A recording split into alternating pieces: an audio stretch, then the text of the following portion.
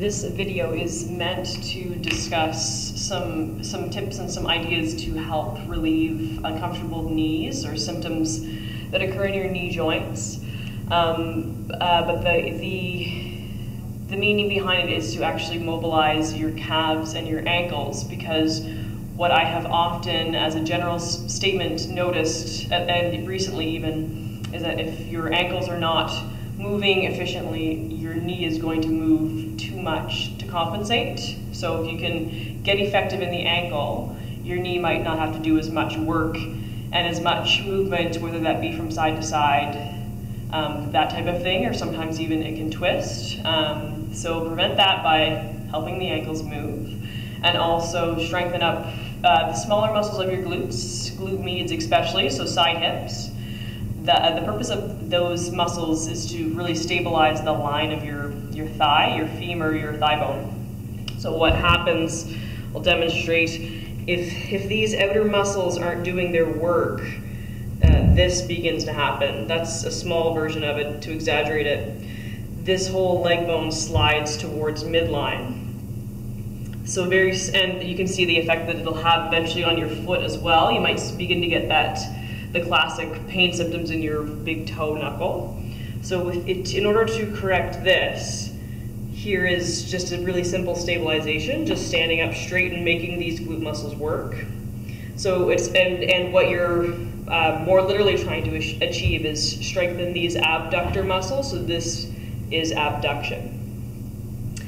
So I'll show you that last, how to make this part of your body fire up. But in the meantime, we're working on really challenging our ankles. So really making some extreme angles to get some movement here. So first exercise is a bit of downward dog work, and I will use a lot of yoga poses and just play them up.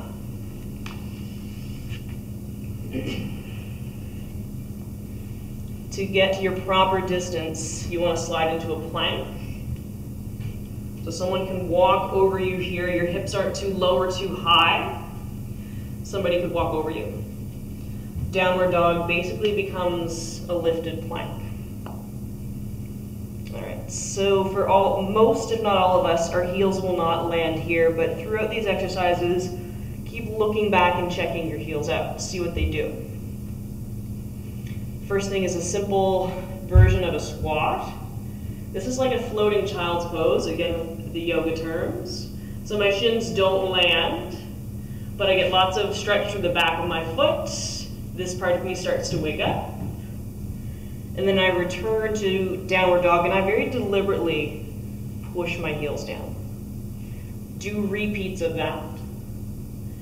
Anytime we do something in repetition, anytime we move in and out of something, some type of movement, that's considered mobility. It's not so much a stretch as it is a challenge of the joint. So affecting the joint first in order to affect the muscle, where stretch is just working on the muscle.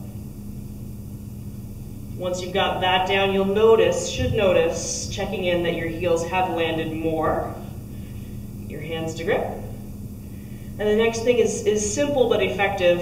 Land heavier on the knuckles, the ball of your foot, each foot. And then lift your toes up. If you can see that, it's fairly subtle, but my toes have cleared my mat.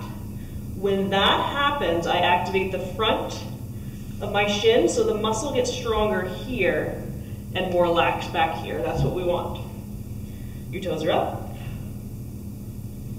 Your toes are down, and then you again actively descend your heels. Same thing, repetitions. Toes come up, and they land down. Do that a few times. The front of your shin again warms up. Those muscles have to work. And in response, the back side of the shin relaxes. You might lift the toes and stay. Land your toes and then really descend. See how much movement you've got. And that's that for the down dog variations. Similar shape. I'm going to land my foot. I'm working unilaterally one side now. tuck my heel in tight. This is the leg that I'm affecting, so you can already see that I'm challenging what my ankle is capable of. I'm working this joint line via stretching these muscles. Square my body off. Facing my leg, I apply my own body weight, my own pressure to get a fairly specific stretch low in my leg. More of an ankle stretch.